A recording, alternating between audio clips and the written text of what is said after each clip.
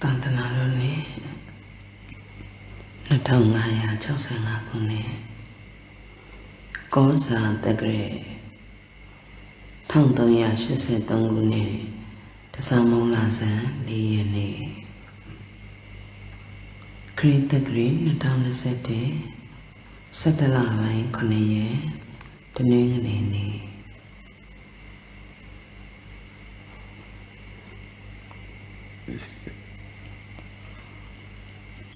Nene Rung Dialuro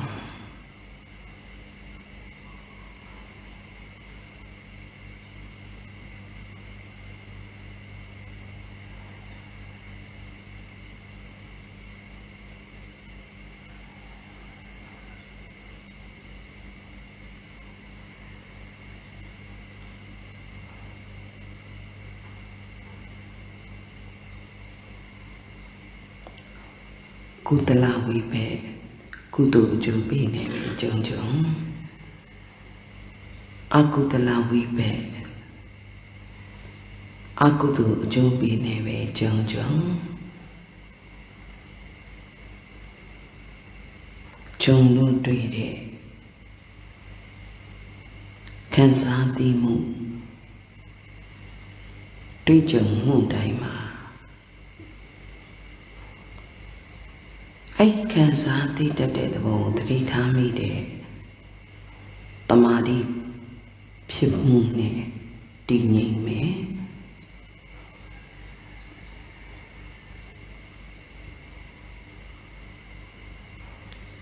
Jangju Nine Jone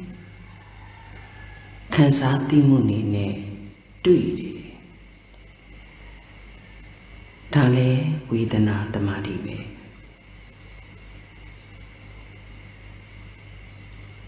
Kansa Timuni ne Dwijong like de Lu Dwijong like de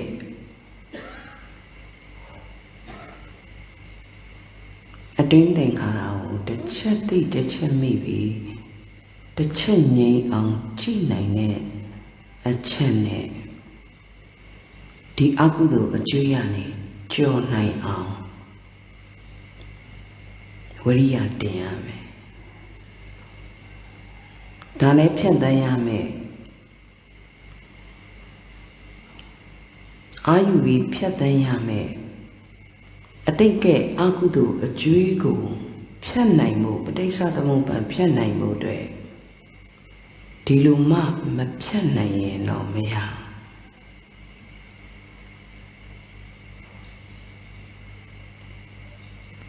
လက်မခံခြင်းလို့လည်းမရ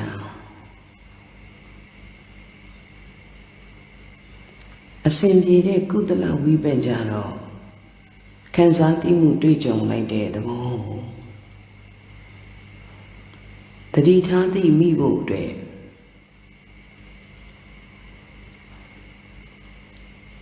အနုနယနဲ့တွားပြီးတော့အစဉ်ပြေတဲ့အခြေအနေတစ်ခုပုံမှာပါသွားရင်ပါသွားသလောက်အစဉ်မပြေရင်ခါသွားနိုင်မယ်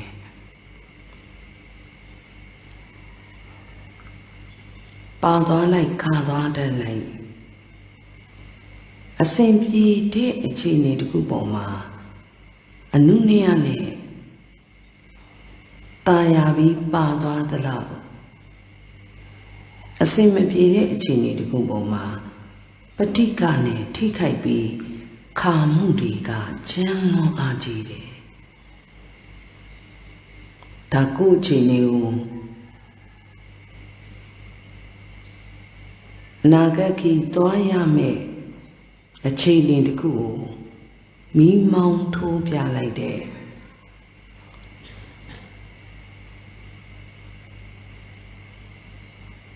တန်ဝေကတရားနဲ့မီးမောင်းထိုးပြလိုက်တဲ့ရှုခွက်ပဲဒါကြောင့်မို့တရားအထုတ်တယ်ဆိုတာ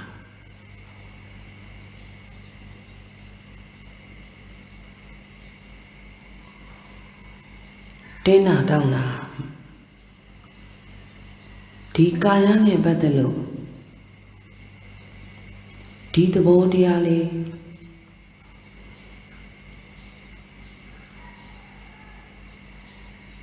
အဲ့ဒီဖွတ်တာဘာယုံပေါ်မှာလေအနုနည်းနဲ့တာရသလောက်တကြီးလေးပါတတ်မဲ့နောက်ဆုံးသိပ်ပွဲမှာပဋိကနဲ့ခါပြီးတော့အပေလေးပုံစင်းကြရအောင်ပဲလို့သိချပါအနုနည်းနဲ့တာရရင်တာရခဲ့သလောက်တကြီးလေးပါတတ်မဲ့နောက်ဆုံးသက်ပွဲမှာတော့ပဋိကနဲ့ဆင်းရဲမှုပေါင်းမျိုးစုံနဲ့ကြုံပြီးဒုက္ခရိပုံကိုတွားကြရအောင်မယ်လို့တန်ဝေခတရားနဲ့တူနောင်တမဖြစ်အောင်ကြိုးစားနိုင်ရမယ်ရမယ်မရဘူးကတော့ကိုယ်ပေါ်မှာပဲမူတည်တယ်အတ္တကြီးအတ္တနောနာတော်မူလို့သာသနာနဲ့ကြုံပေမဲ့သာသနာရဲ့အဆုံးအမကိုဒုလဘတရားရနိုင်ခဲ့တယ်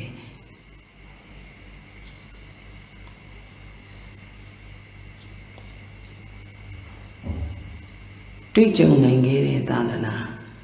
လူဖြစ်ဖို့ကလည်းရခဲ့တယ်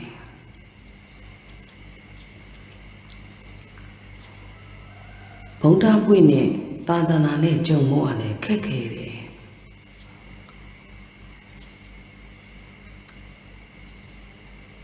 ဒုလဘတရား၅ပါး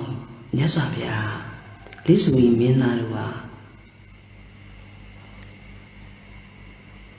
စင်မြင့်မိမ့်မပစ္စည်းဥစ္စာရရင်ချမ်းသာမယ်လို့ထိုင်အထင်ပြီး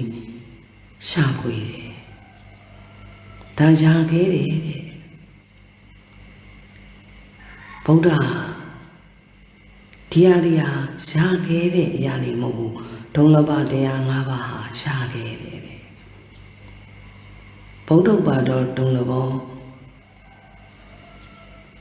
ဖျားဖြစ်ဖို့ရင်သစ္စာလေးပါးသိဖို့ရင်တော်တော်ကုန်ခက်ခဲတဲ့အတွက်သစ္စာလေးပါးကိုသိတဲ့ဗုဒ္ဓဖြစ်ဖို့ဗုဒ္ဓပွင့်ဖို့ဆိုတာဗုဒ္ဓပွင့်တဲ့သာသနာနဲ့ကြုံဖို့ဆိုတာတော်တော်ရခဲ့တယ်တဲ့သာသနာအဲ့အဆုံးအမတွေပေါ်မှာအာယုံပြုသိပြီးတော့ဒီသိတာမရှိရင်သာသနာတွေကိုကိုလုံးခုံဝင်ခြင်းနဲ့သာသနာရဲ့အဆုံးအမအောက်မှာပဲနေခြင်းနဲ့အဲ့စိတ်ဓာတ်တကူဟာတရားတရားနဲ့ဖြစ်လာဖို့ဆိုတာလေအမတန်ကိုရခဲ့တဲ့ဒုံလဘပဲတဲ့ဖြစ်မှမဖြစ်တာသာသနာရဲ့အဆုံးအမနဲ့တမာတိဖြစ်ကြောင်းတမာတိကိုကင်တွယ်ပုံကင်တွယ်နည်းဉာဏ်ရှိကြောင်းပြဿနာကိုဖြေရှင်းပုံဖြေရှင်းနည်းပညာဖြစ်ကြောင်းတမာတိပညာပေါင်းစည်းတော့ကိုယ်နှုတ်စိတ်၃ပါးစလုံးမှာစင်ကြယ်တဲ့သီလဖြစ်ကြောင်းဒါဟာဒုက္ခကိုအလုံးစုံဒုက္ခကိုလောကီလောကုဒုက္ခကိုပြည်လည်စေတဲ့အချက်လို့ဒီအချက်တွေပေါ်မှာခိုလုံရမယ်လို့နားမလဲတာတတ္တာမရှိလို့ပဲတတ္တာမရှိလို့လည်းနားမလဲတာဒီတတ္တာမရှိတဲ့နားမလည်မှုကြောင့်ဆင်းရဲမှုတွေကြုံကြရအောင်ပါလားလို့ကရုဏာတိတ်ယုံမှတပါးချမ်းမရှိ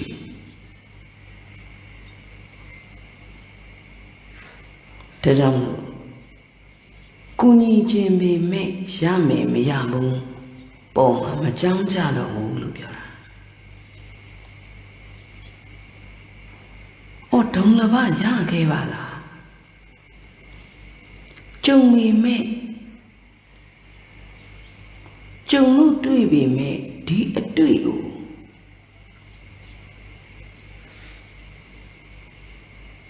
တန်မိုးမထားကြပါလားလို့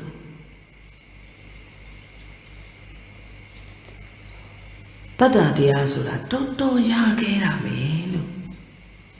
ဒုံလဘတရားလည်းမှာဒါကြောင့်မလို့တတ္တာကိုထည့်ထားတာပဲဒီသန္တနာကဒီအဆုံးအမနဲ့ဒီဒုက္ခတွေကိုပြေလည်ဖို့အတွက်လုပ်ပေးတာလို့ဒီအသိမရှိရင်ဒီအကျင့်မရှိရင်ဒုက္ခတွေများလိုက်တာလို့ကျောင်းနေစဉ်ကာလမှာတော့ဆရာသင်ပေးတဲ့အသိကိုမသိခဲ့ရင် practical ကန်းထဲမှာဒုက္ခတွေရောက်တာတရားအထုတ်စဉ်ကာလဆရာသမားတွေသင်ပေးတဲ့အသိကိုသေချာသိအောင်တရားမနာခဲ့ရင်တရားထိုင်ခွေမှာစိတ်ကိုတည်ငြိမ်အောင်ဘယ်လိုလုပ်ရမလဲလို့သေချာနားမလည်ခဲ့ရင်စိတ်ဆိုတဲ့အသိကိုငြိမ်အောင်မဖမ်းနိုင်တယ်လို့ဒီစိတ်ဘာလို့မငြိမ်ရလာလဲလို့အကြောင်းတရားကိုမရှာနိုင်ရင်ထိုင်လုံးအချိန်ပဲငြိမ်ပြီးထိုင်ဝင်ဖြုတ်တဲ့အခါဒီစိတ်တွေမငြိမ်ခဲ့ရတာကိုနားလေလို့ဒီဒုက္ခဒီအသိတွေဒီအကျင့်နေတာမရှိရင်ဘဝတစ်ခုလုံးဒုက္ခထဲမှာပဲဒုက္ခပင်လယ်မှာမျောနေမယ်လို့အဲ့ဒီတန်ဝေကနေတူကြိုးစားခဲ့လို့ဓမ္မကေယဖြစ်လာတာခဲ့တာပဲတော်မိုက်တယ်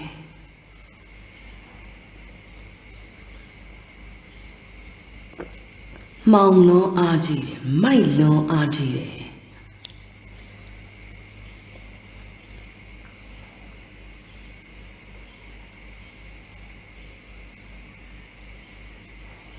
ဖယားရှင်နဲ့တွေ့တယ်ကြုံတွေ့ခဲ့ရပါတယ်အရှင်ဒေဝဒတ်ကယ်လို့မရခဲ့ဒီအောင်ကိုထောက်ဆပြီးတော့ကိုလုတ်ပေးကြရမယ်သာသနာမှာကိုလုတ်ရမယ်ဒီအကြောင်းကျိုးတိုင်းကြုံတွေ့ရမယ်အချိန်တွေတိုင်းမှာ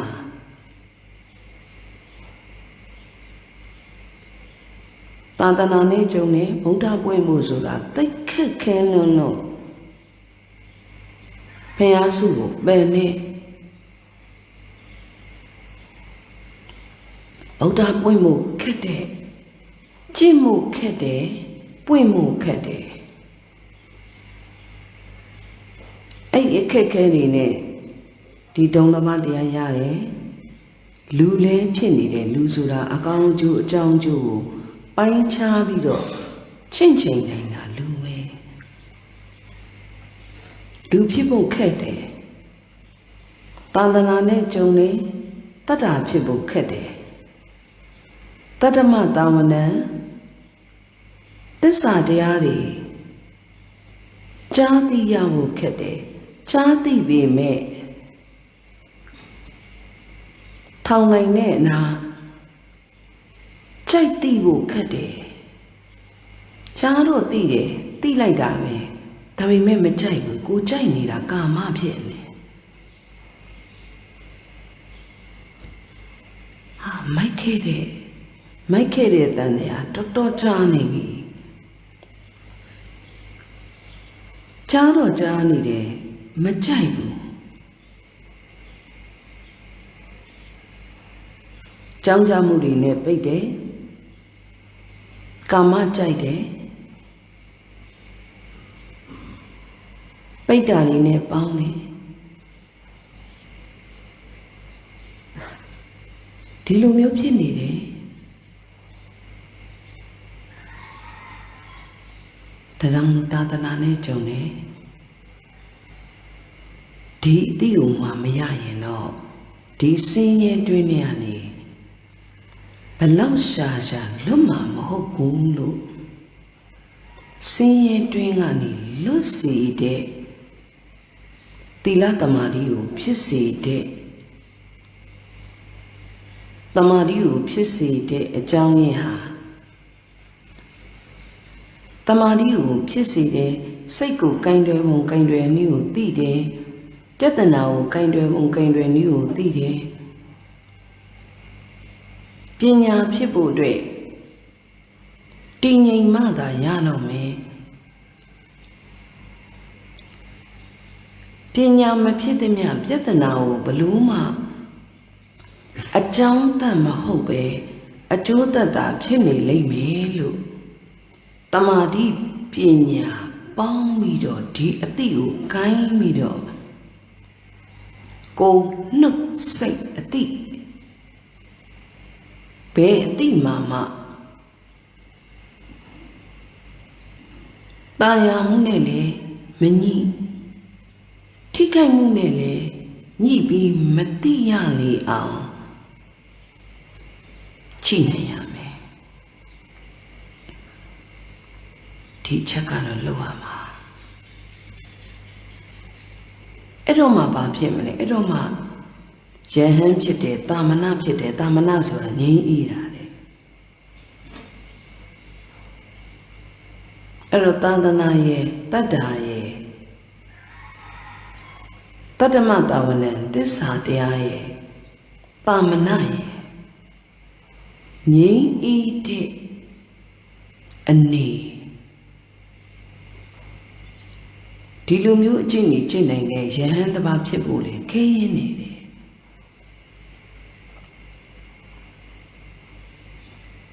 ဒုလဘတရား၅ပါး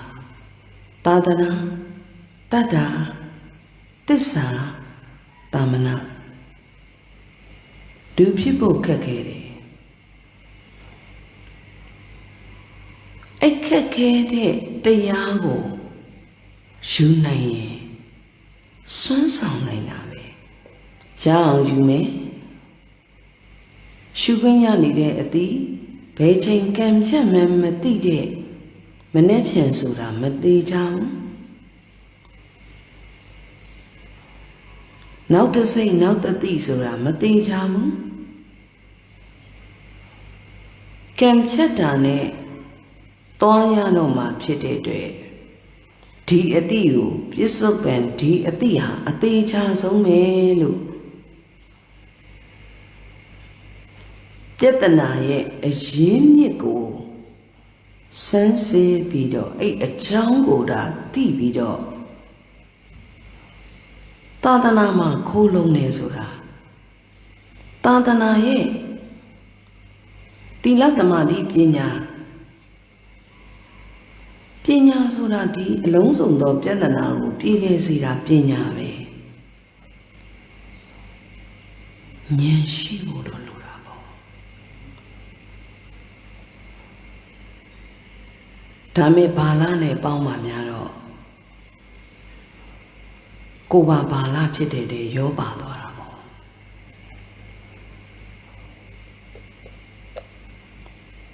ပညာမဲ့တဲ့သူကိုအာယုံပြုပါများရင်ကိုယ်မှလည်းပညာတွေတပြေးပြေးနဲ့မဲ့လာတတ်တာပေါ့လောကမှာပညာဖြစ်ဖို့ဆိုတာအမတန်ကိုခဲရင်တာဖြစ်တဲ့အတွက်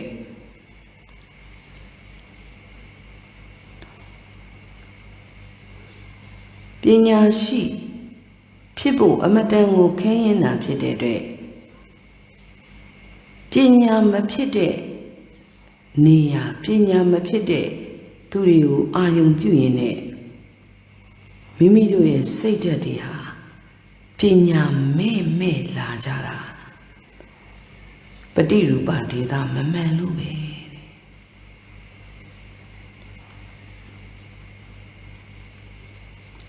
ဒါကြောင့်လို့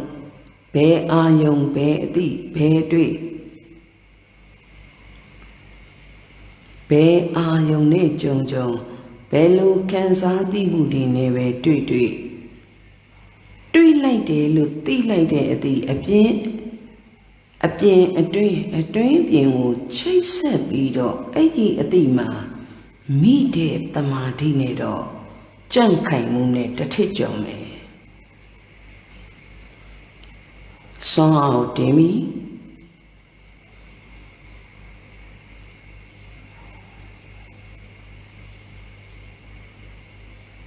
ကြန့်ခိုင်မှုနဲ့အားကိုတင်မယ်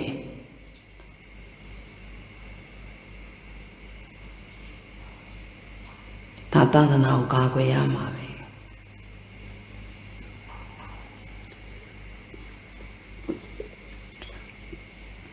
သာသနာရဲ့အဆုံးအမတိုင်းဖြတ်ရမှာပဲ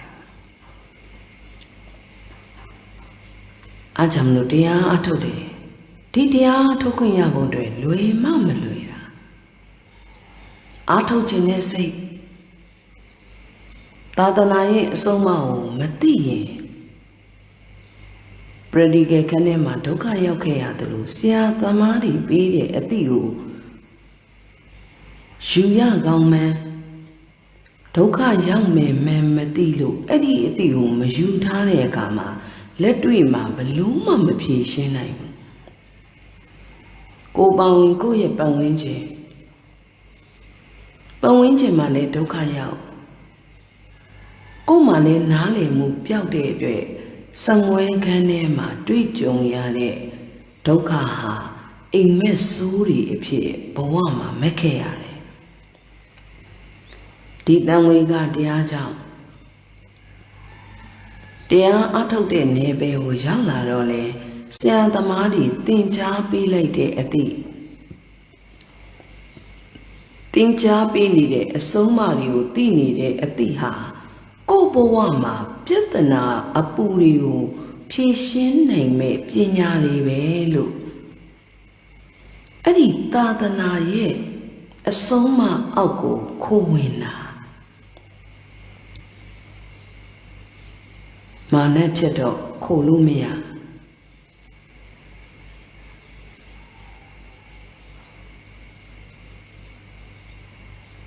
သာသနာနဲ့ထိတွေ့ပြီမဲ့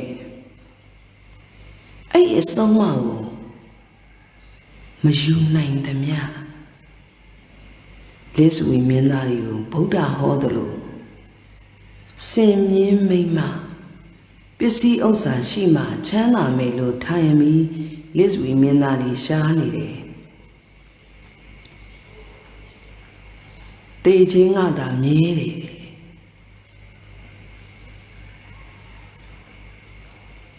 တကယ်ရှာရမယ့်ဒုံလမတရားတွေဟာဘုံတော့ပါတော့ဒုံလဘောသစ္စာပွင့်မှုသစ္စာသိတဲ့ပွင့်နဲ့ဖျားပွင့်မှုခင်းရင်နဲ့သစ္စာကိုသိဖို့အတွက်ယုံကြည်တဲ့တတ္တာနဲ့တတ္တာရှိဖို့ခင်းရင်နဲ့ဒုံလမတရားအဲ့ဒီအားမရသမျှဘလို့မှကိုယ့်ရဲ့ဘဝမှာဒီအသည့်တစ်ချက်မှာတရားမရှိသမျှဒီအသည့်တစ်ချက်မှာသစ္စာမသိသမျှဒီအသည့်တစ်ချက်မှာသစ္စာတရားတွေကိုထောင်နိုင်တဲ့နားထောင်နိုင်တဲ့အချက်မရှိသမျှဒုက္ခဘလို့မှအဆုံးသတ်မှာမဟုတ်ကြပါလားလို့တန်ဝေကတရားနဲ့သူကုကျင်နဲ့ကရုဏာဖြစ်ပေမဲ့မကြောက်ကြတော့ဘူးအလုံးဟာကမ္မတက္ကတာကိလေသာကြောင့်ဖြစ်တဲ့ကံတိုင်းသာနဲ့အကျိုးပေးတွေကြုံကြရအောင်မှာပါလားလို့ဥပိ္ပခာအနေနဲ့တော့နှုတ်ဆက်ခဲ့ရတော့မှာပဲ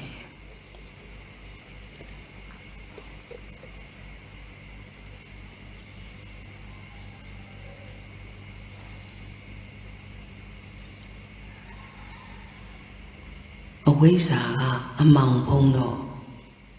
အယူတခုအစွဲတခုအမတ်တခုနဲ့ပဲသုံးတဲ့အတွက်မိုက်တယ်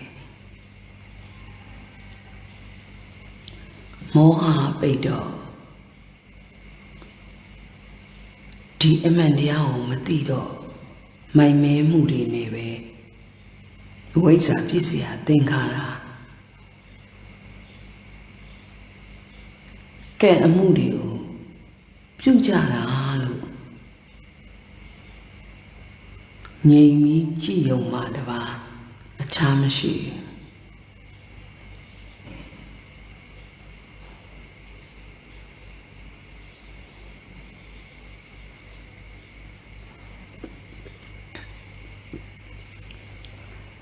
မသိတဲ့သူတွေများတယ်လောကကြီးမှာအတိတ်တစ်ချက်တိုင်းအတိတ်တစ်ချက်တိုင်းအတိတ်တစ်ချက်တိုင်းပေါ်မှာတတိထားသိမိပြီးမသိတဲ့လူတွေများလေလေရှင်သာရိပုတ္တရာယူမြတ်စွာဘုရားဆုံးမမြတ်စွာဘုရားကဏဂုရီမှာတိုက်မှာကိန်းနေတုံကျိန်းနေတုံရှင်သာရိပုတ္တရာနဲ့ရှင်မမောက္ကလန်တို့ရဲ့အဖွဲနှစ်ဖွဲဟာစကားတပြောပြောနဲ့ရောက်လာတဲ့အခါကျတော့ဘုရားရှင်ဟာငါဘုရားကျင်းနေတယ်နားမနေဘူးလားလို့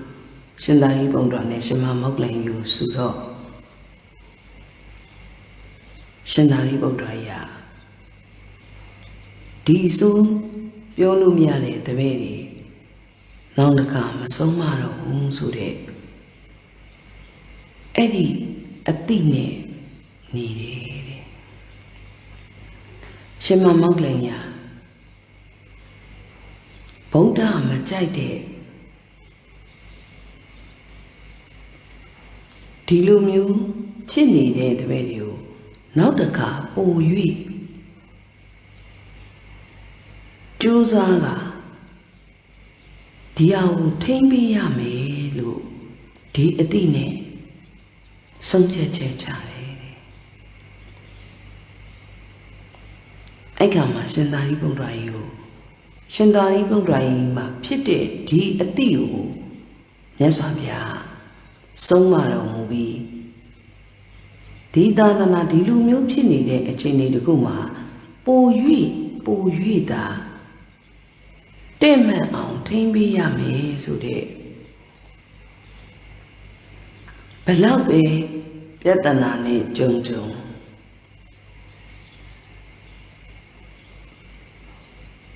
သာသနာရဲ့အဆုံးအမတွေပေါ်မှာ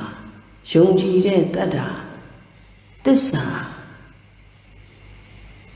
အဲ့အားတွေနဲ့ပို၍သာကြံ့ခိုင်မှုနဲ့ကင်ပေးရမှာပါလားလို့ဒီအသိနဲ့ဆုံးဖြတ်ချက်ချမိတဲ့ရှင်မမောက္ကလန်ရဲ့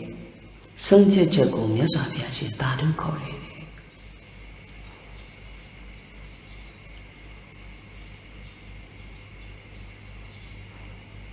အဲ့တော့ဘုရားကြိုက်တယ်လို့နေမယ်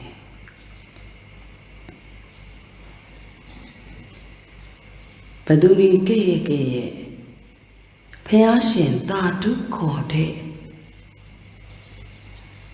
အလုပ်ကိုလုပ်မယ်ဒုက္ခချုပ်ဖို့လုပ်မယ်ဘုရားရှင်သာဓုခေါ်စေတဲ့အလုပ်ကိုလုပ်မယ်ကိုလိုသူလိုစင်ရှာမြင်းရှာပစ္စည်းရှာတဲ့စင်မြင်းမိမ့်မှပစ္စည်းဥစ္စာဒါတွေရှိရင်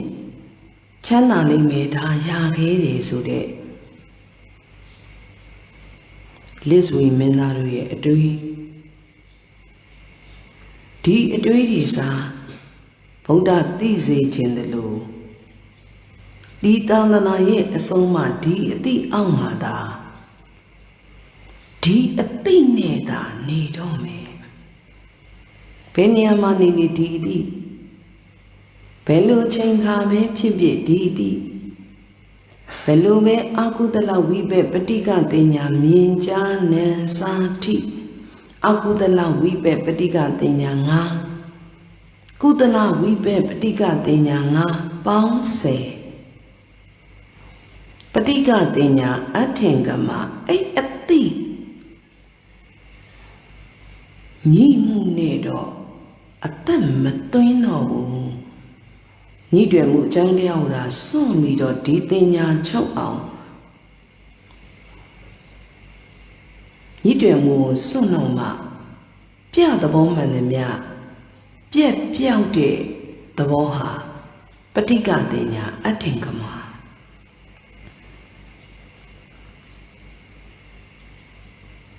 say mà bông nhị đi ba biao đi thì cú tổ quý bệ bắt đi cả tên nhà cú tổ chú bi trông khách khăn xa đi bông nhị mà ta đi châu ảo chỉ aku tala wipe petikan tinya min khai chen khai nan khai thi khai tùy tí khai chúc ông chị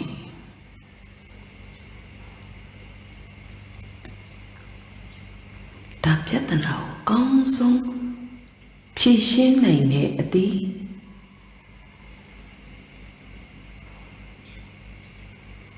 châu đó Agadane sayadana sene shinde sinjede se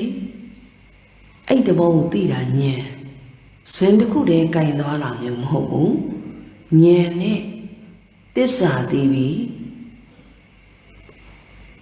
မဲ့ခင်အနေနဲ့ထိုးပေါက်သွားတာ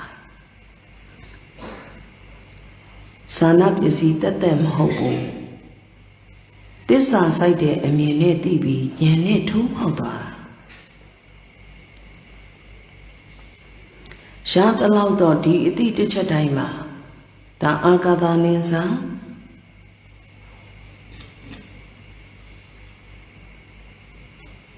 သိနေတဲ့အတိအဲ့သိနေတဲ့အတိကိုတတိထားသိပြီးဒီအတိလေးချုပ်ချောင်းပြင်ကြည့်အဲ့လိုမျိုးနည်းနဲ့ဇန်အောင်ဉာဏ်အောင်အတိတစ်ချက်တိုင်းမှာဘယ်အတိမှလစ်ဟာသွားတာမရှိတော့လောက်သည့်ထိဘယ်အတိမှမသိလိုက်တာမရှိတော့သည့်ထိကြိုးစားရင်းနဲ့ကြင့်ကြည့်တော်ရမှာပဲကြောင်ကျိုးနေနဲ့ပြစ္ဆုတ်ပင်ကြောင်ကျိုးနေနဲ့တိုက်တဲ့လောက်ကိုကူမယ်ကြောင်ကျိုးမတိုက်ရင်တော့ဘလို့မှကူချင်မိမဲ့ကူလို့မရဘူးအားကြောင့်လို့တစ်ဖက်မှာလည်းအကြောင်းရှိဖို့လိုတယ်တစ်ဖက်မှာလည်းအကြောင်းကောင်းထားဖို့လိုတယ်အကြောင်းမကောင်းထားရင်ဘလို့မှလက်တွဲခွင့်လည်းမရကူညီခွင့်လည်းမရကိုယ့်နဲ့ကိုယ်စိတ်သက်ကြနေအောင်ပါပဲအကြောင်းမလုပ်တော့ဘလို့မှကူလို့မရအောင်အားကြောင့်လို့အနီးနားမှာရှိပေမဲ့အနီးမမုံစေနဲ့လို့ပြောတာ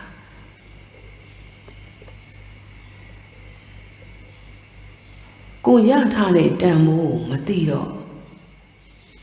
ဒုက္ခလို့ဒုက္ခကိုရင်ဝယ်ပိုက်ပြီးဘသူကူပါမလဲလို့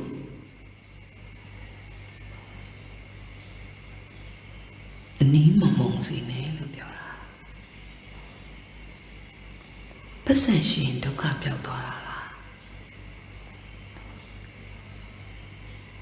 ကိုခံစားချင်တာခံစားနေရရင်ဒုက္ခပြောက်နေတာလားကိုလုံရနဲ့ကိုစိတ်တဲ့အများဒုက္ခပြောက်ဖို့အတွက်ရည်ရွယ်ပြီးကုညီတဲ့သာသနာရဲ့ဒုက္ခကိုပျောက်စေဖို့အတွက်အခက်ခဲတွေကိုရောပါစေဖို့အတွက်ကုညီတဲ့ကုသိုလ်ကိုပြန်ကြည့်ကုသိုလ်မရှိတဲ့ဘဝဟာဘယ်ဘဝမှာပြည့်နေတာကြုံမှာမဟုတ်ဘူးဒါတော့အသေးချာပဲ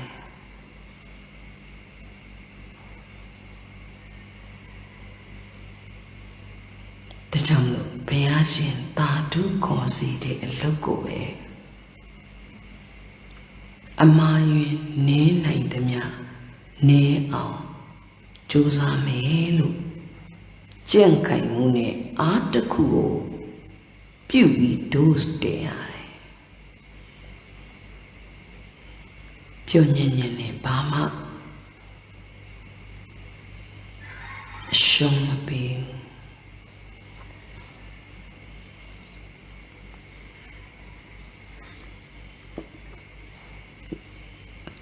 မလိုက်နိုင်ရင်လိုက်နိုင်တဲ့သူနဲ့လက်တွဲမယ်အကြောင်းမကြုံရင်ကြုံတဲ့သူနဲ့ပဲလက်တွဲမယ်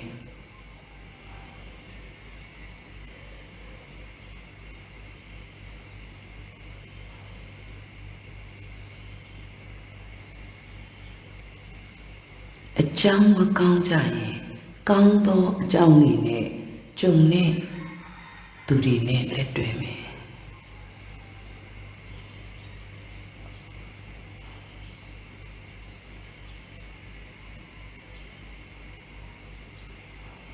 လမ်းခွဲရမှာဝမ်းမနေ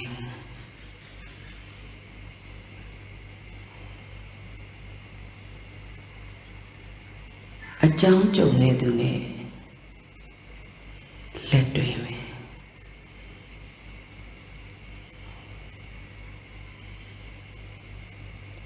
လမ်းခွဲသွားခဲ့လေဝမ်းမနေသွားအောင်ကြံ့ခိုင်ရမယ်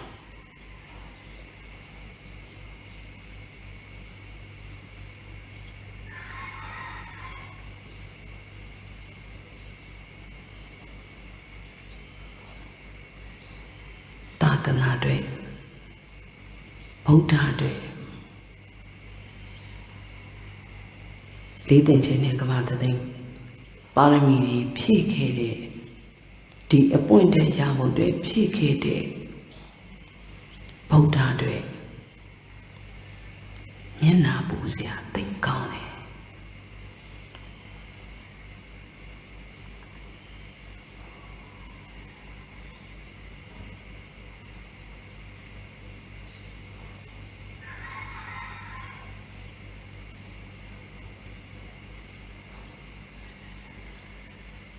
အတ္တရဲ့နှိစ္စခြင်းခံကြရ၍ပေမန်ထိခိုက်ဆန့်ကျင်တိုက်ခိုက်တဲ့ဒေါသဆုံးဒုက္ခလို့ထင်ပြီးညှိကက်တဲ့အတွက်ကာမအာယုန်တွေနောက်ကိုသာလိုက်ပြီးရင်လိုက်တကောက်ကောက်နဲ့လိုက်နေမိတဲ့ကာမဒုက္ခလိကအဆုံးရောက်တဲ့သူတွေကိုကြုံလေလေတံဝေကနဲ့တူနိကမပါရမီဖြည့်မှာကာမအစွန်းထွက်နိုင်မယ်ဓမ္မတမာတိဖြစ်ဖို့လွယ်မယ်အနတ္တရဲ့သဘောကိုတာယုံတသိတစိတ်တိုင်းမှာကြည့်နိုင်တဲ့အကြည့်ဖြစ်မှသာလေအတ္တအစွန်းကြောင့်ပင်မဲရတဲ့သဘောပါပျောက်တော့မယ်လို့အစွန်းရောက်တဲ့သူတွေကိုတွေ့လေလေတန်ဝေကတရားနဲ့တူအာယုံသိမ့်ကဝရိယကိုထုတ်ပြီးတော့ကြိတ်လေလေအဲ့ဒါအမျက်ပဲလောကရန်ကိုအမျက်ထွက်အောင်ကျင့်နိုင်ရမယ်ဒါအမျက်ပဲဒါကြောင့်လို့လောကရန်ဆိုတာလက်ခံမို့လို့တယ်ဓမ္မအနေနဲ့ကြည်တက်တဲ့ဓမ္မပညာသာတက်ရင်ဒီလောကရန်ကြောင့်တန်ရာဘယ်တော့မှမကြံစီရဘူးလို့ဓမ္မအနေနဲ့ကြည်တက်တဲ့ပညာကိုမသိသမျှမသိတာလေသာသနာရဲ့အဆုံးအမကိုယုံကြည်တဲ့ကိုယ်ဝင်ခြင်းတဲ့စိတ်ဓာတ်မရှိလို့ပဲသာသနာရဲ့အဆုံးအမကိုမကိုလုံးမကိုဝင်ဘူးမိုက်မဲတဲ့အတွေးတွေပဲ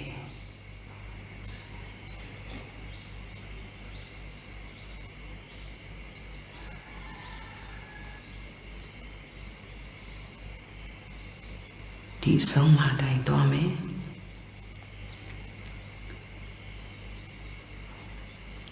ဒီဖြစ်စဉ်တစ်ခုမှာရှင်သာရိပုတ္တရာကြီးနဲ့ရှင်မမောက္ကလန်ရဲ့အတွေးခေါ်အသိကို ဗုဒ္ဓသာရိပုတ္တရာဒီလိုမတွေးနဲ့ရှမမောက္ကလန်ကဗုဒ္ဓမကြိုက်တဲ့အရာတခုနောက်ဆိုရင်ဒီလိုမဖြစ်အောင်ဒီလိုဖြစ်မသွားပဲဒီလိုမျိုးကင်တွယ်ပြီးတော့သာဒီလိုပို၍ထိမ့်သိမ့်ပြီးကြိုးစားပေးရမယ်လို့ဗုဒ္ဓသာဓုခေါ်တဲ့အလုပ်ကိုလုပ်ရမယ်လို့အားပြုရမယ်ဒါဘုရားရှင်ယေရှုဆက်တာပဲယေရှုကိုသိမှယေရှုဆက်နိုင်တာ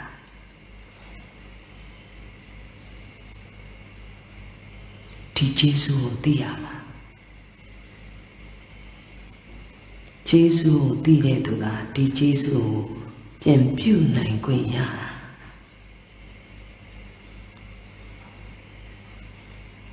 ယေရှုမသိခြင်းယေရှုကမ်းခြင်းဆိုတာလေဓမ္မနဲ့ရဲ့တမ္မာကြီးရှစ်တက်ရဲ့ရှစ်တက်မြောက်ရဲ့ယေရှုတရားကိုခြေဖြတ်ခြင်းဆိုတဲ့အပြုမှုအပြောဆိုဒီစိတ်ဓာတ်တေချာပေါက်မာနဲ့ဖြက်လို့ကုသိုလ်ပြက်လိမ့်မယ်မာနဲ့ကဖြစ်တော့ဘာဖြစ်လဲကုသိုလ်ပြက်တာပေါ့ကုသိုလ်လုပ်ခွင့်နေပြက်ပြားသွားတာပေါ့စိတ်တက်တွေပြက်ပြားတယ်အတွေးမှားတယ်ပြောမှားတယ်အပြုမှားတယ်ကြံစီတဲ့အတွေးအပြုအပြောမှားနေသမျှသမုဒယကြောင့်ဖြစ်ရမယ့်ဒုက္ခတန်းစီပြီးတော့ဟိုရအောင်ပါလို့ဒီအကြအမြင်ရှိရမယ်ပေါ့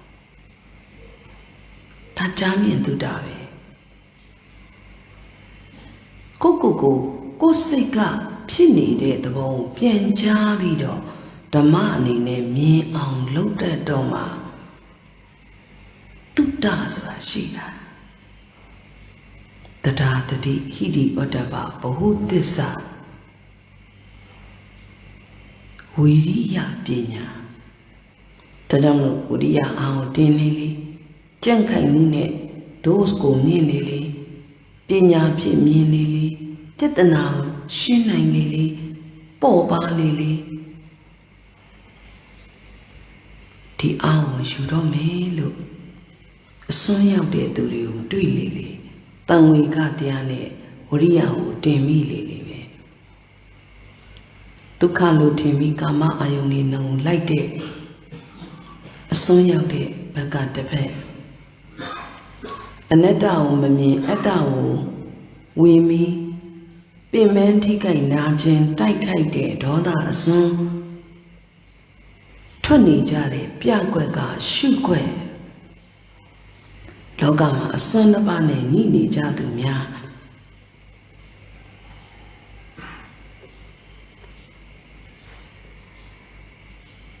လောကမှာအများကြီးကြုံတွေ့ရတာဖြစ်တဲ့အတွက်ဒါတွေဟာပညာမျက်စိနဲ့ကြည့်မယ်ဆိုရင်ဗုဒ္ဓရဲ့တရားတော်တွေဟာ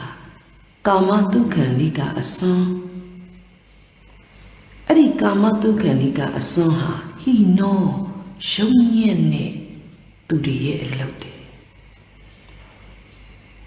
အတ္တကိလမတ္တနုယောဂအစွန်းဟာဒုက္ခဆင်းရဲတဲ့ဒုက္ခကိုဖြစ်စေတယ်အတ္တကိလဆင်းရဲမှုကိုဖြစ်စေတယ်ကာမဒုက္ခလိကရုံညံ့တဲ့ဘဝကိုရောက်စေတယ်ဘဝတဖြည်းဖြည်းနဲ့ကုသိုလ်တွေရုပ်လာပြီးအညံ့ဘက်ကိုပါသွားတယ်အနာရိရောတယ်အရိယာတွေအဲ့လိုမကျင့်ဘူး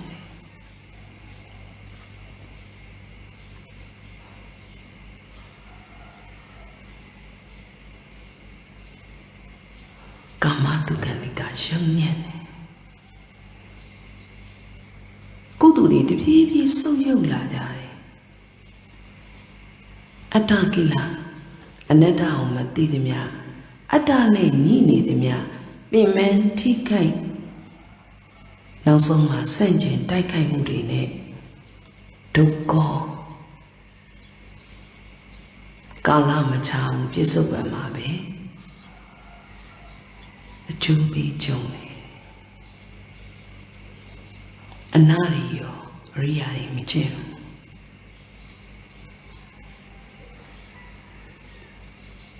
Chanda Medu. Singing Mubabia with Chanda Meduria. The Asonabane needed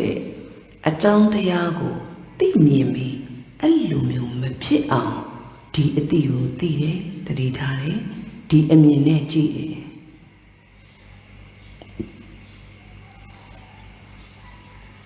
The Jamlo Union ne pit,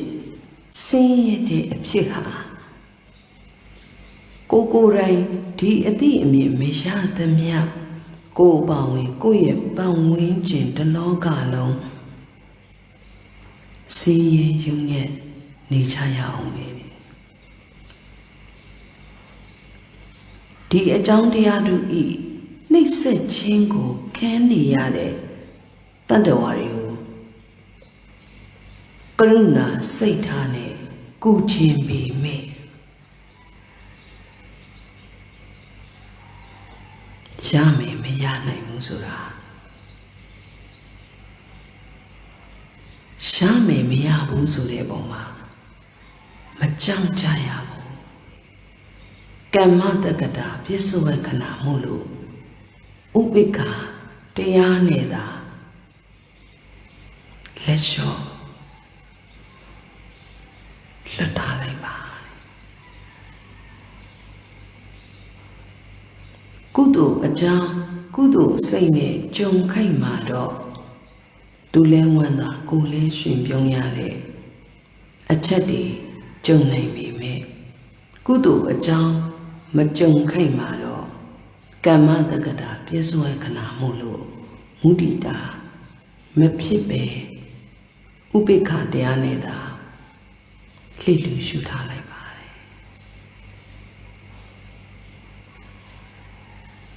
A Jang Chu Jung no, Grunabo. A Jang Gaula no Mudidabo. A Jang Gaula Ludoka, Pili Dore so you know. Yedabo. Deep Yamasodia, the Klo Ligua. Mimi Becca, this hour did a demine, the Klo Ligu. A Jang June to the Kloga, point me, Mavi.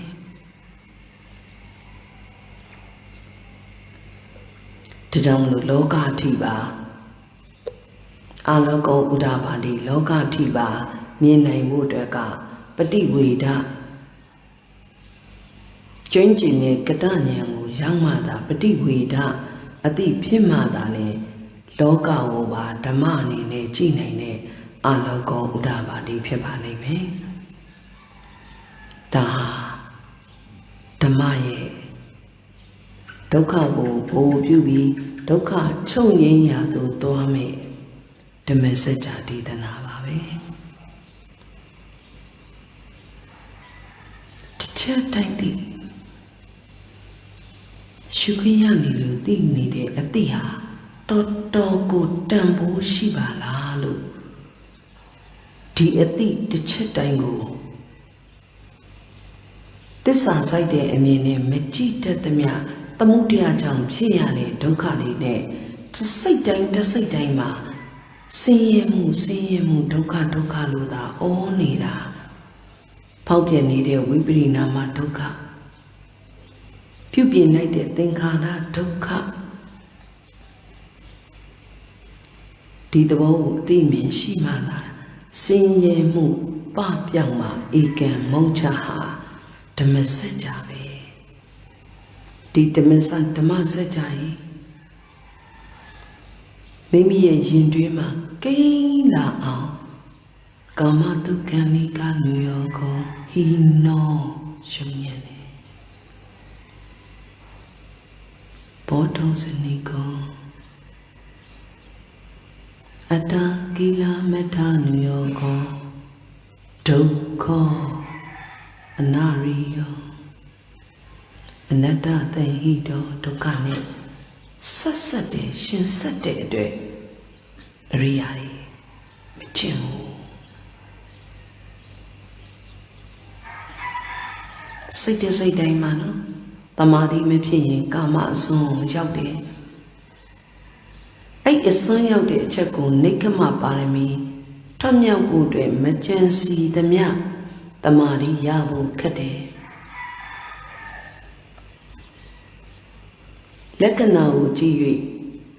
Pupi Nighted the Boat Thinkara Hatoka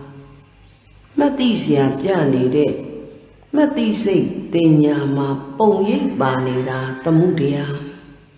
Ajutuku Stretukune a Matakune Matage de the Boat Piane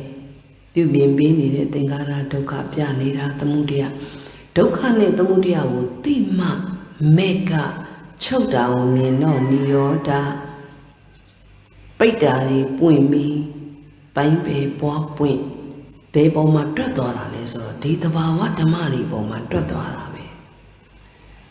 Palauti Chin Tradnine the Leso de Boma Mutivido Titi Matradnine the La Lange Mucha Nipen Yome Chanda Yome Chanda Yaudane see Yaudabe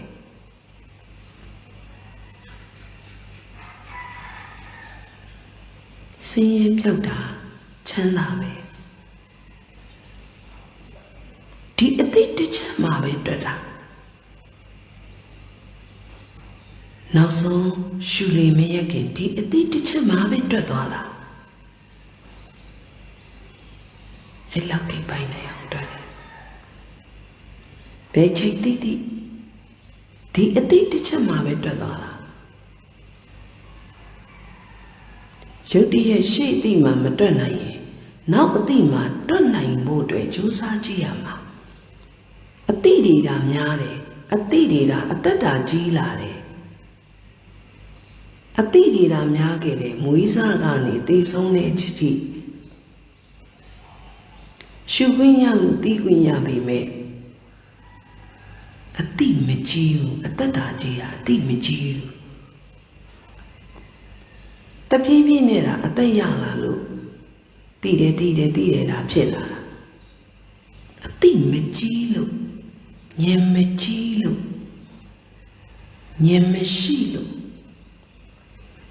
See it in Linia.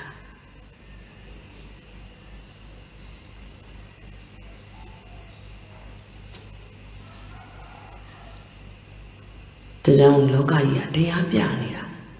Kamatu Kaniga, a son out there. A son or Senatune Kama Yonako, Pata de Dave. Aneta long sighted Jana Mapitamiane. A die at the bottom, be mencha de Dave. Tamime, a tiu. Go bien G9, a tiu, go bien G9. A mean people way yetia. It'll be Joe Meshibo. But Lu told Yami Lu, Matida, the Kama Majabu de Lude Lu. Jabu Majabuda, this Asura, Jabu Majabuda. Kanani on Junji Mumishida. Bodo Bado, Don Lavore. Paya Puimude Juna, Don Lavadia, a good Joe needed. Junguni Mubu, this Adiadi, Pui on Lu. Chati Guignani. Tammy made town in Namashia. Don't Lavadi Ave.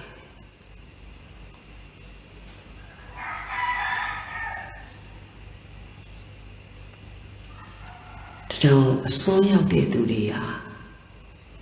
Logama Nyawa changing.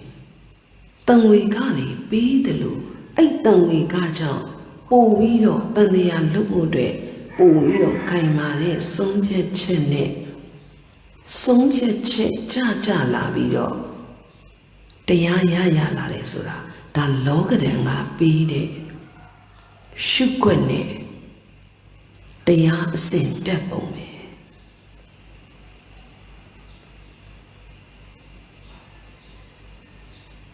တဲ့ကြောင့်မို့လောကကြီးကိုကြည်တတ်တဲ့အလောကောဥဒ္ဓပါတိဆိုတဲ့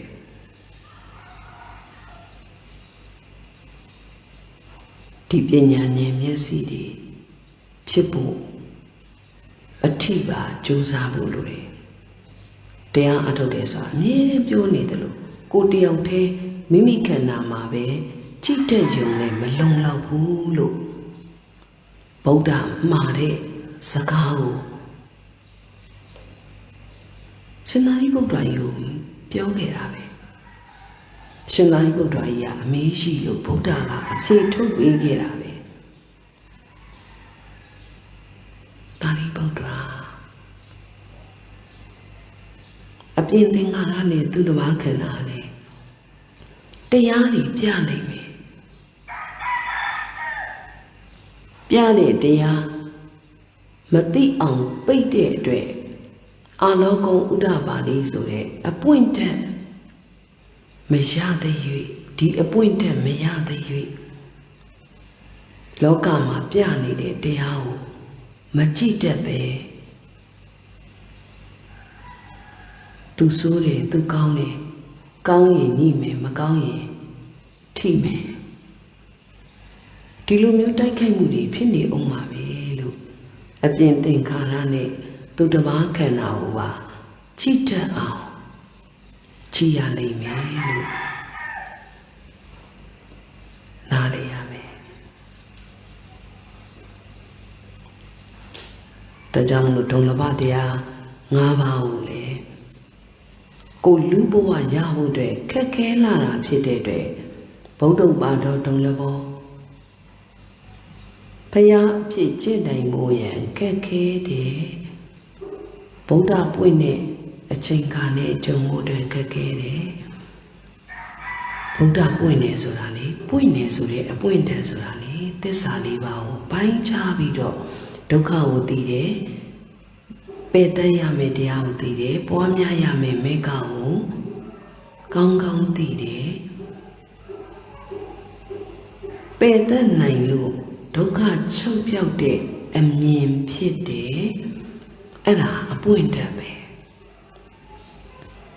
ပိုင်းခြားရမယ့်တရားကိုသိတယ်ပယ်တတ်ရမယ့်တရားကိုလည်းသိတယ်ပွားများရမယ့်အမြင်နဲ့လည်းသိတယ်ပွားနိုင်လို့ဒုက္ခချုပ်ပြောက်တဲ့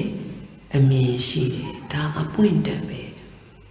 ဒါကြောင့်မို့ပိုင်းပယ်ပွားပွင့်ဆံရတဘာဝဓမ္မကရာဆိုတာဒီတဘာဝဓမ္မတွေပေါ်မှာဒီအမြင်လေးချက်နဲ့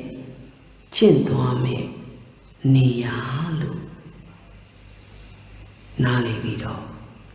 ဒုံလဘတရား၅ပါးကိုအတိတစ်ချက်မှာပဲတေးသေးချာချာ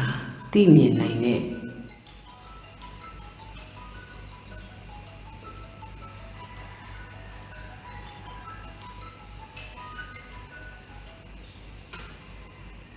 အချက်နဲ့ဒီဘဝမှာအနှစ်သာရကိုထုတ်ဆောင်သွားနိုင်ဖို့လိုအပ်ပါတယ်ချိန်ပြီးပါ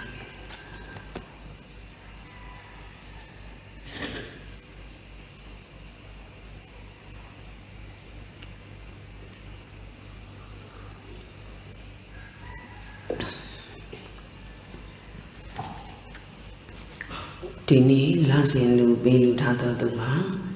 ကြောင်မြောင်ယောဂီမလွန်ကုန်မြတ်ထာဝင်မိခင်အဖွဲ့ပေါင်းစု၍လာစဉ်တရားလူမိခင်တော်အောင်ကြီးနဲ့သားဒေါက်တာနိုင်တို့ဤလာစဉ်တရားလူနဲ့လာစဉ်စွမ်းမရီသဖြင့်လူဥဆိုလွင်ဆရာလေးဓမ္မထေရီသားမောင်ဟိန်သူမိသားစုမှာသားဟိန်သူဤ23နှစ်ပြည့်ငွေနေမြတ်ဒါနာဖြင့်တဏိတာစွမ်းအာဟာရဒါနာလူဦးအောင်တင်သိဒေါ်စောမှုဦး အောင်ယတနာဥဒေကြောင့်ပြီးလည်းမိသားစုဤစွမ်းကိုအာရုံပြု၍လူထားသောတနေ့တာလူဦးတန်းဝင်းတော်တန်းကြီးဦးဖြိုးခိုင်တော်ရီမူဦးတန်းဝင်းနိုင်တော်မိမိချိုမိသားစုဤကထိန်လူကိုအာရုံပြု၍လူထွန်းသားသောစွမ်းအာရာလူမောင်သူဟန်တဲ့တနည်းသစ္စာမောင်နှမနှစ်ယောက်ဤမွေးနေ့မြတ်ကူတို့ဖြင့်အာတောကအနေ၌တတိုင်းတသိန်းတောင်စေးပတိတပင်ကိုတောင်ရတော်မူဗုဒ္ဓမြတ်စွာမူဒရာ၄စုအတွက်တသိန်းနဲ့လူငွေ3သိန်းထဲဝင်လူတန်းသောအလူကွယ်လွန်သူမောင်ဖုံးလက်ရာမောင်ဖုံးလက်ယုံခေါ်ဘိုးအားရှည်စု၍အာယုံကန်တစောင်းတဲ့မူလကနဲ့ဥမာတီလူ8သိန်းမေဆမယဥဒိဋ္ဌာဥကျော်စွာဆိုဒုံမူရတန်သမီးကိခိုင်ဆိုစုစုငယ်တရားဆိုလူဤအာတောကအလင်းတိုင်းတတိုင်းတသိန်းတောင်ခဏပရိတိုက်တွင်တည်ထားကိုယ်ပဲမိသစ္စာ၄ပါးကိုအာယုံပြုတဲ့စိတ်နဲ့မူဒရာ၄စုအတွက်အာယုံပြု၍ဒုက္ခသစ္စာကိုပိုင်းခြားသိမှသာတေချာမှတ်ဖို့ကမြတ်စွာဘုရားရှိရဲ့တရားကိုယ်တိုင်ဒီသစ္စာတရားကိုသိအောင်မိမိရဲ့အတိတိုင်းကိုသစ္စာမြင်နဲ့ကြည်တတ်မှလောကကိုကြည့်တဲ့အခါမှာအကြည့်မဲ့မယ်ပေါ့လောကကိုလည်းကြည့်မှအာလောကုဥဒ္ဓပါဠိဖြစ်ဖို့မိမိအတိတိုင်းကိုကြည်တတ်တဲ့သစ္စာမြင်နဲ့ကြည်တတ်တဲ့အတိအမြင်ပေါက်တဲ့အမြင်ရှိမှမြတ်စွာဘုရားလည်းဒီအမြင်ရှိတဲ့အခါမှာမဟာကရုဏာဆိုတာဖြစ်လာတာဒါအပြင်ကြည့်နေပဲပေါ့ဒုက္ခသစ္စာကိုမသိရင်လောကကိုမကြည့်တတ်ဘူးသိရင်ကြည့်တတ်မယ်ဒါကြောင့်မလို့အတွင်းအပြင်အောင်လာအဲကြောင့်မလို့ဒီဓမ္မထက်ပေါင်းမှအတွင်းပြင်ရန်အောင်လိမ့်မယ်လို့အပြင်ရန်အောင်လေအတွင်းမှာကိလေသာအောင်လေ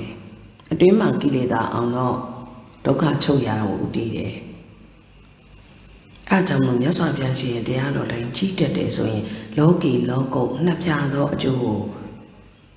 ပြီးတယ်ဒါကြောင့်မို့ဒုက္ခသစ္စာကိုပိုင်းခြားသိတယ်ဒါကြောင့်မို့ကရုဏာမဟာကရုဏာသမုဒယသစ္စာကိုပြင်ရမယ်လို့သိတယ်ဒါကြောင့်မို့ဘေးကင်းတယ်အဘယမုဒ္ဒရာပွားများရမယ်မေဃသစ္စာကိုပါရမီမြောက်အောင်ကျင့်နိုင်တယ်ဒါကြောင့်မလို့ဥဒ္ဒရာဘောဓိမုဒ္ဒရာပါရမီမြောက်အောင်ကျင့်ဖို့အတွက်လမ်းညွှန်ပြနေတာပြီးရင်ဒီပိုင်းပဲပွားများနိုင်တဲ့အတွက်အတိညာဏ်ပွင့်လာတဲ့နိရောဓသစ္စာဖြစ်တယ်အတိညာဏ်ပွင့်သလားတန်တထငြိမ့်အေးလိမ့်မယ်ဒါကြောင့်မလို့ကဏဂုရီတိုက်တွင်မှာဒီမုဒ္ဒရာ၄စုကို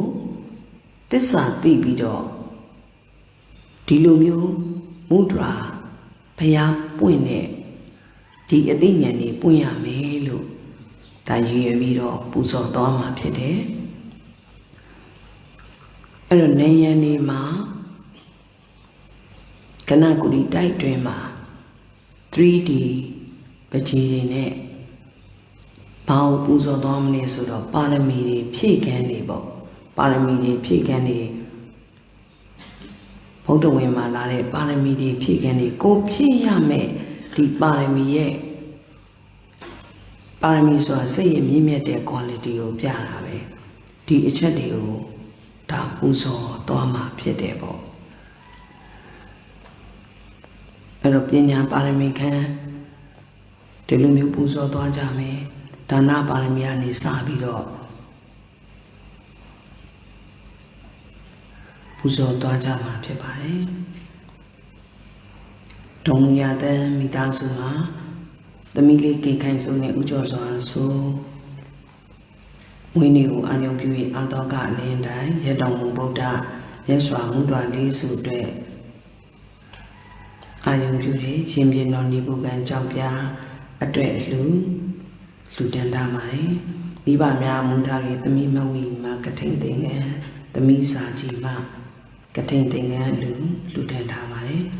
Zoom online group မှာစကြင်ကြောက်ပြလို့ရှင်မဆန္နာကျော်စင်ကူမ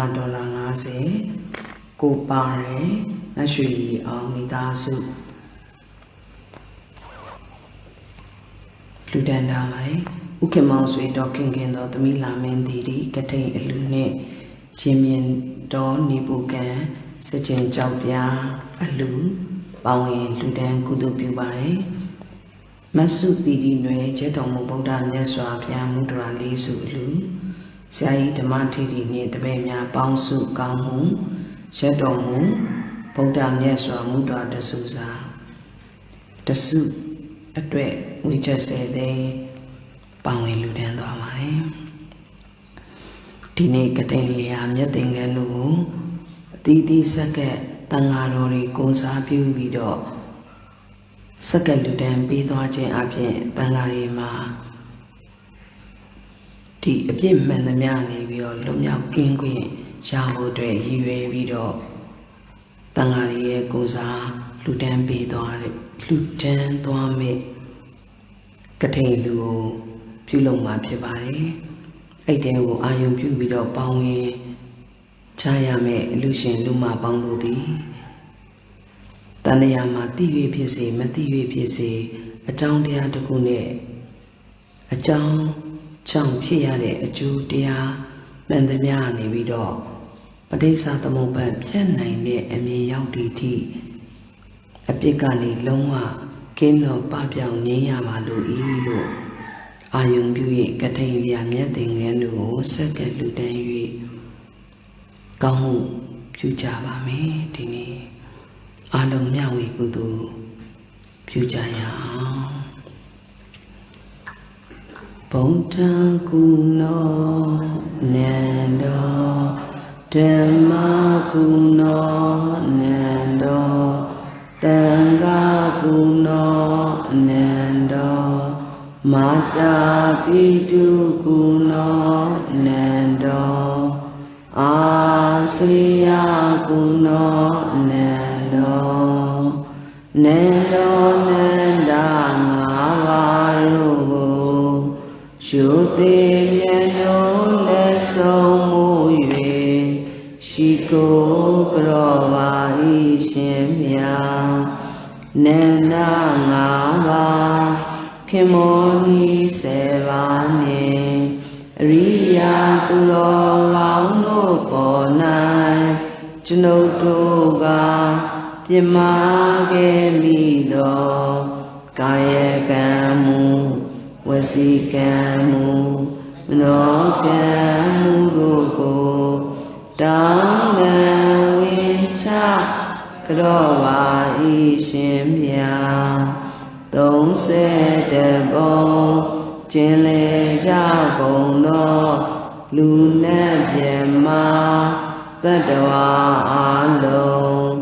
ချမ်းသာကြပါစေချမ်းသာကြပါစေဘေးရန်ခတ်သိမ်းကင်းငြိမ်းကြပါစေဆိုရင်ခတ်သိမ်းကင်းငြိမ်းကြပါစေရောဂါခတ်သိမ်းကင်းငြိမ်းကြပါစေကျွန်ုပ်တို့ဤဘဝဆက်ဆက်မှစ၍ယနေ့တဲ့တိုင်အောင်ပြုခဲ့မှုသောဒါနာကုသိုလ်သီလကုသိုလ်ဘာဝနာကုသိုလ်ကောင်းမှုစုစုတို့ကိုမိဘဘိုးဘွားဆရာသမားကျေးဇူးရှင်များစထား၍ပါရမီရှင်များပေါင်းစု၍မွေးနေ့ရှင်များမူထား၍ကွယ်လွန်သူများအာရည်စု၍ကုသိုလ်ကိုအာလုံးကြာ cha the mya amya amya amya shùတော်မူကြပါကုန်လောသာဓုသာဓုသာဓုမိဘဘိုးဘွားဆရာသမားကျေးဇူးရှင်များစထား၍ပါရမီရှင်များပေါင်းစု၍ဝိနည်းရှင်အားမူထား၍ကွယ်လွန်လူများအားရည်စူ၍ကုသိုလ်ကိုအားလုံးကြကြသည်မြအမြအမြအမြရှုတော်မူကြပါကုန်လောသာဓုသာဓုသာဓုမိဘဘိုးဘွားဆရာသမားကျေးဇူးရှင်များစထား၍ပါရမီရှင်များပေါင်းစု၍မွေးနေ့ရှင်အားမူထား၍ကွယ်လွန်လူများအားရည်စူ၍ကုသိုလ်ကိုအားလုံးကြကြသည်မြအမြအမြအမြရှုတော်မူကြပါကုန်လော